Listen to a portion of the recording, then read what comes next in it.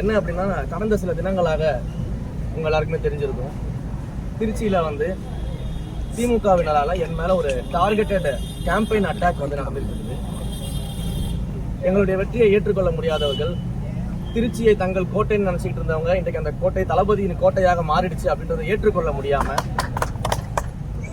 ஸ்ரீரங்கத்தில் எம்எல்ஏவை காணவில்லை, திருச்சியின் அமைச்சர் ரமேஷை காணவில்லை அப்படின்னு சொல்லிட்டு ஒரு டார்கெட்டட் அட்டாக், பொதுமக்களே வந்து இதை சொல்வது போலவும், பொதுமக்கள் இப்படி ஒரு கம்ப்ளைண்ட்டை முன்வைக்கிறது போலவும் ஒரு டார்கெட்டட் கேம்பெயினை வந்து பார்த்தீங்கன்னா ரன் பண்ணிக்கிட்டு இருக்கிறாங்க. அது முற்றிலும் பொய்யான ஒரு கேம்பெயின்.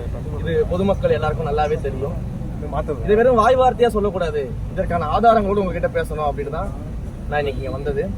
இது வந்து பார்த்தீங்கன்னா கடந்த ஒரு மாத காலமாக என்னுடைய ஸ்ரீரங்கம் சட்டமன்ற தொகுதியில் மக்கள் முன்வைத்த கோரிக்கைகளுக்கு உடனடியாக என்னுடைய எம்எல்ஏ அலுவலகத்தில் இருக்கக்கூடிய அதிகாரிகளை வைத்து, என்னுடைய அலுவலக அதிகாரிகளை வைத்து, என்னுடைய பயணிக்கக்கூடிய கழகத்தின் தோழர்கள் நிர்வாகிகளை வைத்து சம்பந்தப்பட்ட மக்களின் குறைகளை உடனடியாக தீர்த்ததற்கான இது ஆதாரம்.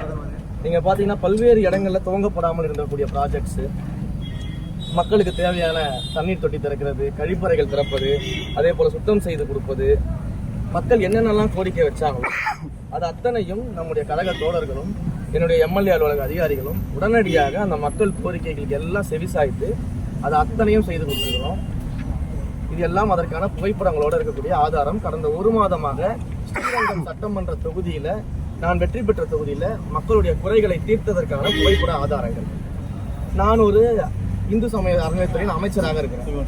அப்ப தமிழ்நாடு முழுக்க இருக்கக்கூடிய அனைத்து கோயில்களையும் சீரமைக்கக்கூடிய பணிகள்ல ஒரு பக்கம் நான் இயங்கிட்டேன். அதே போல திருச்சியின் பொறுப்பு அமைச்சராக நான் இருப்பதனால உங்க எல்லாருக்குமே தெரியும், 2 வாரத்திற்கு முன்பாக திருச்சியில் இருக்கக்கூடிய அனைத்து துறை அதிகாரிகளையும் அழைத்து, அனைத்து சட்டமன்ற உறுப்பினர்களையும் அழைத்து ஒரு சீராய்வு கூட்டத்தை நடத்தணும். அதுல நீங்க எல்லாருமே கலந்துக்கிட்டு அதையெல்லாம் நீங்க பார்த்துருக்கீங்க. ஒவ்வொரு மாதமும் அந்த கூட்டத்தை நடத்துவோம்னு சொல்லி ஒட்டுமொத்த திருச்சியின் பொறுப்பு அமைச்சராக அந்த சீராய்வு கூட்டத்தை நான் முன்னெடுத்திருந்தேன்.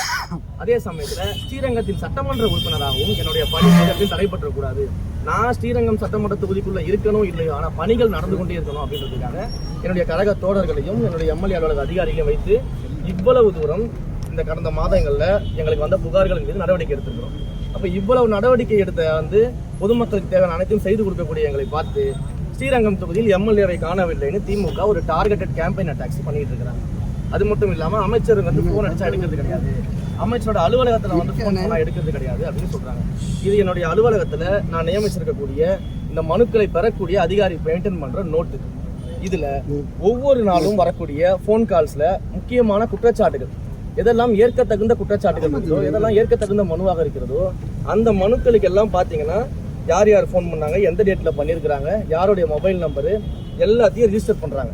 ரிஜிஸ்டர் பண்ணி என்னுடைய கவனத்துக்கு கொண்டு வராங்க. அப்ப இதன் மேலதான் நாங்கள் நடவடிக்கை எடுக்கிறோம். இந்த ரிஜிஸ்டரை என்னுடைய எம்எல்ஏ அலுவலகத்தில் மெயின்டைன் பண்ணிட்டு இருக்காங்க. எவ்வளவு கால்ஸ் அட்டன் பண்றோம், எவ்வளவு புகார்கள் அட்டன் பண்றோம் சொல்லிட்டு, இது அனைத்திற்கும் மேல நாங்கள் எந்தெந்த புகார்களை எல்லாம் சரி செய்து கொடுத்திருக்கிறோமோ அந்த புகார்களுக்கு பொதுமக்களிடமிருந்து நன்றி கடிதம், இது எல்லாமே என்னுடைய தொகுதியில் இருக்கக்கூடிய ஸ்ரீரங்கம் சட்டமன்ற தொகுதியில் இருக்கக்கூடிய மக்கள் நாங்கள் முடித்து கொடுத்த பணிகளுக்காக எனக்கு நன்றி தெரிவித்து எழுதிய கடிதங்கள், சங்கங்கள்ல இருந்து எல்லா மக்களும் எனக்கு நன்றி தெரிவித்து கடிதம் எழுதியிருக்கிறாங்க. இந்த கடிதத்தையும் என்னுடைய தோழர்களும் அலுவலக எம்எல்ஏ அலுவலக அதிகாரிகளும் கொண்டு வந்து சேர்க்கிறாங்க.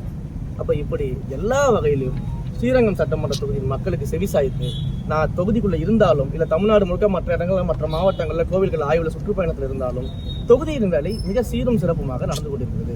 அதே போல திருச்சி மாவட்டத்திற்கான வேலைகளையும் ஒரு பொறுப்பு அமைச்சர் என்ற முறையில் அந்தந்த தொகுதியின் எம்எல்ஏக்களோடு சேர்ந்து என்னென்ன பணிகள்லாம் மிச்சம் இருக்குது, என்னென்ன குறைகள் இருக்கோ அதையெல்லாம் சரி செய்வதற்கான வேலைகளை நான் ஈடுபட்டு இருக்கேன். அப்ப இந்த அளவுக்கு ஈடுபடக்கூடிய என்னை பார்த்து இந்த திமுகவினர் வேண்டுமென்றே டார்கெட் செய்து கொண்டு எம்எல்ஏவை காணவில்லை, அமைச்சரை காணவில்லை ஒரு பொய்யான புகாரை மக்கள் சொல்வதாக இவர்களே வந்து ஒரு டார்கெட்டட் கேம்பெயின் அட்டாக்ஸ் என் மீது நடத்திக்கிட்டு இருக்கிறாங்க. இதனால ஒரு காலமும் எந்த பிரயோஜனமும் கிடையாது. ஏன்னா மக்கள் மிக தெளிவாக எங்களை ஆதரிக்கிறாங்க. எங்களுடைய வெற்றியை தாங்க முடியாம நீங்க இது போன்ற வேலைகள் செய்வதற்கு பதிலாக கொஞ்சோண்டு ஜெல்லிசல் வாங்கி சாப்பிட்டு வீட்டில் இருக்கலாம். இதுக்கு புகாரே தேவையில்லையே, நாங்க செய்யக்கூடிய மக்கள் பணியே போதுமே, நான் ஏன் புகார் கொடுக்கணும்? எனக்கு இந்த டார்கெட்டட் அட்டாக்கால ஒரு பயனும் எனக்கு ஒரு பாதிப்பும் கிடையாது. இப்போ இந்த டார்கெட்டட் கேம்பெயின்னால என்ன நடக்க போகுது? என்ன அமைச்சர்லேருந்து மாற்ற போறீங்களா? இல்லை எம்எல்ஏலேருந்து தகுதி நீக்கம் பண்ண முடியுமா? என்ன பண்ண முடியும்? மக்கள் தேர்ந்தெடுத்த பதவி. இப்போ மக்களுக்காக நாங்கள் பயணிக்கிறோம். நாங்கள் 2 நாள் அமைச்சராக இருந்தாலும் சரி, இல்ல 2 நாள் எம்எல்ஏவாக இருந்தாலும் சரி, அந்த 2 நாள் உண்மையாக உயிரை கொடுத்து அந்த மக்களுக்கு வேலை செய்து நாங்கள் தயாரா இருக்கோம். எங்களுடைய கழக தோழர்கள் யாரும் பதவிக்காக இங்க வந்தவர்கள் கிடையாது. எங்களுடைய எம்எல்ஏக்களும் அமைச்சர்களும் பதவிக்காக இங்க வந்தவர்கள் கிடையாது. பதவியை வைத்துக் கொண்டு பணம் சம்பாதிக்க வந்தவர்கள் கிடையாது. மக்களுக்கு பணி செய்யணும்னு நாங்க வந்திருக்கோம். அதனால எங்களுக்கு எந்த பயமும் கிடையாது. பதவியில் இருக்கிற வரை மக்களுக்கு சேவகனாக மக்களுக்கு வேலை செய்ய போறோம். அதனால தயவு செய்து இது போன்ற டார்கெட்டட் கேம்பெயின்ஸ் எல்லாம் செஞ்சு உங்களுடைய எனர்ஜியை வேஸ்ட் செய்வதற்கு பதிலாக நீங்க ஜெயிச்சிருக்கீங்கல்ல, அந்த தொகுதிகள்லயாச்சும் மக்களுக்கு நல்லது செஞ்சு அடுத்த ஆக்சுவலா தக்க வச்சுக்க முயற்சி பண்ணுங்கன்னு தான் சொல்றோம். 234 தொகுதிகளும் அடுத்த எலெக்ஷன்ல நிச்சயமாக தாவேக்கா வெற்றி பெறும். முடிஞ்சா முயற்சி செய்யுங்க. மக்கள் பணி செய்யறதை விட்டுட்டு மக்கள் பணி செய்யறவங்க இந்த மாதிரி டார்கெட்டட் கேம்பெயினை வச்சு அட்டாக் பண்ணாதீங்க.